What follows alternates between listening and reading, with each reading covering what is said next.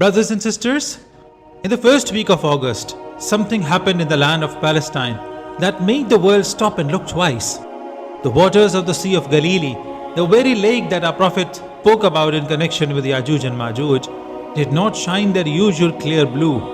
Instead, they appeared red, as though the lake itself had been touched by something unnatural. People rushed to capture it on their phones. The clip spread faster than wildfire. Some cried out, "Subhanallah, is this the sign of the hour?" Others said, "It looks like blood, like the punishments of the past." And all across social media, the debate began. Was this science or was this prophecy knocking at our doors? The Israeli Water Authority tried to calm the noise. They said it was only algae, a small organism that under strong sunlight releases a pigment and changes the color of the water. They said it was harmless, no danger to the fish, no danger to people, only nature. Christians remembered the story of Prophet Musa alayhi salam when the Nile turned to blood as a sign for Pharaoh and his people. Some even linked it to verses from the book of Revelation that speak about the sea changing before the end of times. On social media, people wrote things like, "If this is real, then we need to prepare before it's too late." Brothers and sisters, our Prophet Muhammad ﷺ gave us clear signs about the coming of Ya'juj and Ma'juj. In one narration, Tamim al-Dari radiallahu ta'ala anhu described meeting the Dajjal during a sea journey.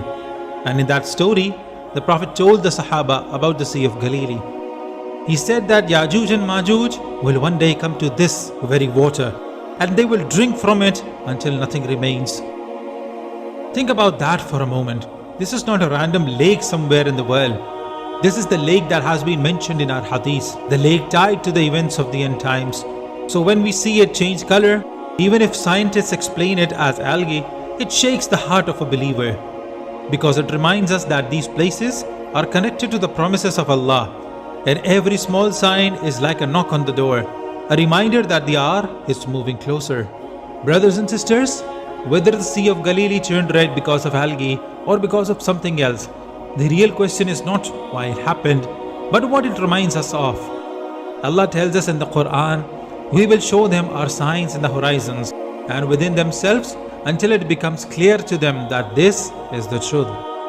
Sometimes those signs come in the form of an earthquake, sometimes a strange storm, sometimes a lake that changes its color. The believer does not need to argue with scientists.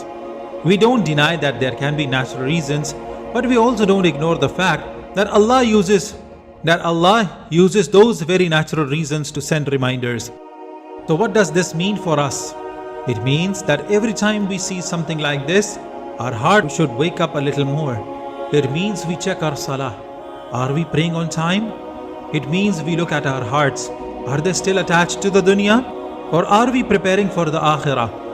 It means that when we hear the name Sea of Galilee, we don't think only of geography, but we think of the words of Rasulullah, and we remind ourselves that the end is closer than we think.